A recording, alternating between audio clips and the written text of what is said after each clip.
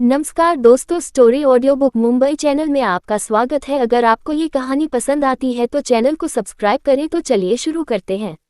अब तक आप लोगों ने सुना कि अनाया और हर्षवर्धन राजेश दुबे को हेल मेंशन में मिलने जाते हैं और वह दोनों ही उसे धमकाते हैं, लेकिन राजेश दुबे मुंह नहीं खोलता। आखिर में अनाया उसकी बेटी के नाम पर उसे धमकती है, लेकिन राजेश दुबे अभी भी अपना मुंह नहीं खोल रहा था। आखिर में हर्षवर्धन कुछ इशारा करता है। थोड़ी ही देर में सीखने की रजत अपने हाथ में एक टैबलेट लाता है और आगे कर देता है। हर्षवर्धन आगे झुका और राजेश दुबे की आंखों में देखते हुए अपनी खतरनाक आवाज में बोला, ठीक है, तुम्हें सख्त बने रहना है तो बने रहो, मैं भी देखता हूँ तुम कब तक अपने चेहरे के इस भाव को ऐसे ही बनाए रखते हो। फिर टैबलेट आगे कर देता है, लेकिन जैसे ही टैबलेट में दिख रहे वीडियो को राजेश दुबे देखता है, वह डर से कांपने लगता है। वह डरी हुई आवाज में बोला, तुम ऐसा नहीं कर सकते, तुम मेरी बेटी के साथ कुछ नहीं कर सकते। फिर वह अनाया को देखकर बोली, मानता हूं कि वह तुम्हारी खून की बहन नहीं है, लेकिन मैंने तुम्हें पाला है और वह मेरी खुद की अपनी बेटी है। तुम ऐसा कैसे कर सकती हो? अनाया उसे घूरते हुए डरावनी आवाज में बोली, वह कोई मेरी बहन नहीं है। शुक्र मनाओ मैंने अब तक उसे मरवाया नहीं दिया, वरना जितना तुम लोगों ने मेरे साथ किया, अगर मैं इसका बदला लिया होता तो अब तक तुम में से कोई जिंदा नहीं होता। दरअसल हर्षवर्धन के हाथ में जो वीडियो चल रहा था उसमें जानवी किसी रेस्टोरेंट में बैठी हुई थी और दूसरी साइड से एक शार्प शूटर जानवी पर निशाना बनाकर खड़ा हुआ था। हर्षवर्धन का एक इशारा और जानवी भी हमेशा के लिए खामोश हो जाती। अब तो राजेश दुबे को सच में डर लग रहा था। वह अंदर ही अंदर परेशान हो रहा था, जैसे वह सच बताए ना बताए, लेकिन अभी भी उससे मुंह ना खोलना देख हर्षवर्धन थोड़ी नाराज आवाज में बोला, ठीक है चलो देखते हैं। अगर तुम्हें मुंह नहीं खोलना तो वही इन सब की भरपाई करेगी। उसका इशारा करते ही शार्प शूटर ने तुरंत एक गोली फायर कर दी। गोली की आवाज सुनते ही राजेश दुबे चिल्लाकर बोली, नहीं जानवी को छोड़ दो, तुम्हें जो भी जानना है मैं बताऊंगा।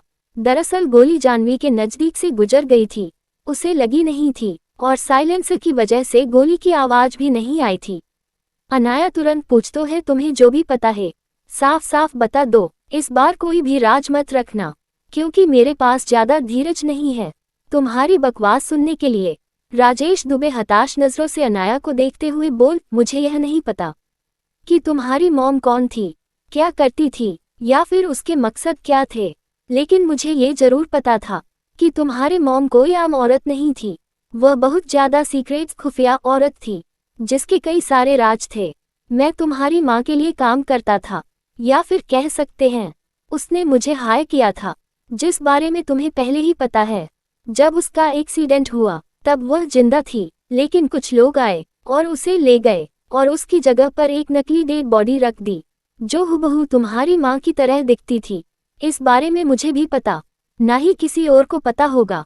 जब उन लोगों ने तुम्हारी माँ की बॉडी को बदला था तब मैं पास के कमरे में कुछ काम कर रहा था और मैं अनजाने में ही यह सब कुछ देख लिया था। मैं उन लोगों को भी इस बारे में पता था। उनमें से एक आदमी मेरे पास आया और उसने मुझे एक बैंक कार्ड दिया और चाहते हुए साफ साफ कहा कि मैं तुम्हारा ध्यान रखूंगा बीबी, और जब तुम्हारी शादी हो जाए और बच्चे होने वाले हो तब मैं उन्हें इन्फॉर्म करूं। मुझे ये तो नहीं पता कि वह ऐसा क्यों कहकर गए, तुम्हारी माँ का क्या राज है, लेकिन इतना जरूर पता था कि वह लोग कोई आम इंसान नहीं थे। वह बहुत ज्यादा खतरनाक थे, क्योंकि उसने तुम्हारी माँ से जुड़े हुए हर राज को दफन कर दिया। जो भी इंसान इस बारे में जानते थे वह मर चुके थे, यहाँ तक कि तुम्हारी मॉम के डेथ सर्टिफिकेट मृत्यु दस्तावेज पर सिग्नेचर करने वाले डॉक्टर भी मर चुके थे। जो भी इंसान इन सब से जुड़ा हुआ था वह अगले कुछ ही हफ्तों में किसी न किसी दुर्घटना का शिकार होकर मर गया। इन सब के बारे में जब मुझे पता चला तो मैं समझ गया कि तुम्हारी मॉम को जो लोग ले गए थे वह कोई आम इंसान नहीं थे। मैं कोई मुसीबत नहीं चाहता था, इसलिए मैंने कभी उन्हें इन्फॉर्म नहीं किया। ये सुनकर अनाया उसे घूरते हुए बोली, तुम उसे इन्फॉर्म कैसे करने वाले थे? क्या उन लोगों ने तुम्हारे पास कोई कांटेक्ट छोड़ा था? ये सुनकर राजेश दुबे डरते हुए बोला, नहीं, उन्होंने कोई कांटेक्ट नहीं छोड़ा था। उसने मुझे कुछ अजीब से नंबर दिए थे और कहा था कि उस नंबर पर एक बार डायल कर देना, आगे क्या काम वह खुद देख लेंगे। ये सुनकर हर्षवर्धन उसे घूरते हुए तुरंत पूछता है, क्या तुमने कभी उन्हें इन्फॉर्म किया? तो राजेश दुबे डरते हुए बोला, नहीं, मुझे अनाया की शादी के बारे में पता ही नहीं था। जो मैं इन्फॉर्म करता। ये सुनकर कहीं ना कहीं उन दोनों को ही अंदर से राहत महसूस हुई। लेकिन तभी अनाया पूछती है, वह नंबर क्या था? तो राजेश दुबे बोला, मुझे याद नहीं है, उसे मैं संभाल कर रख दिया था, लेकिन उसके बाद मैंने कभी उस पर नजर नहीं डाली। ये सुनकर अनाया को गुस्सा आया और वो बोली, साफ साफ बताओ, क्या नंबर था? लेकिन राजेश के कान में जू तक नहीं रेंग रही थी। उसे सच में उस नंबर के बारे में कुछ नहीं पता था। उसने उस कागज को लोकल में रखा था, लेकिन वो नहीं जानते थे कि वो कागज पहले ही जाह्नवी के हाथ लग चुका था, क्योंकि पिछली बार जायस ने उस लॉकर के बारे में बात की थी। अब जाह्नवी उस नंबर का क्या करेगी वो हम आगे जानेंगे। अनाया भी गौर से देख रही थी। वो समझ गई, वह झूठ नहीं बोल रहा था, इसीलिए वह खड़ी हुई और हर्षवर्धन की ओर देखकर बोली, मेरा काम हो गया, तुम्हें जो भी पूछना है तुम पूछ सकते हो। वही हर्षवर्धन अनाया के जाने के बाद राजेश दुबे को अपनी खतरनाक नजरों से घूरते हुए बोला, वैसे तो मैं तुम्हें बहुत पहले ही मार देता, लेकिन तुमने मेरी बीवी को इतने साल तड़पाया है, तो पहले भला मैं तुम्हें इतनी आसान मौत कैसे दे सकता था? लेकिन आज जो तुमने इन्फॉर्मेशन दी थी, उसके बदले में तुम्हें एक चॉइस दे सकता हूँ। इतना बोलकर वह एक गन राजेश दुबे की ओर फेंक देता है और कड़क आवाज में बोला, यह तो तुम खुद को मार लो या फिर वापस इस दर्दनाक जिंदगी को अपना लो। ये सुनकर राजेश दुबे एक पल में डर गया, लेकिन इतना बोलकर हर्षवर्धन अपने रौबदार अंदाज में वहां से जाने लगा। तभी उसके कानों में राजेश दुबे की आवाज आई, तुमने भले ही आज मुझे खत्म कर दिया, लेकिन अनाया अपने अतीत से नहीं बच सकती।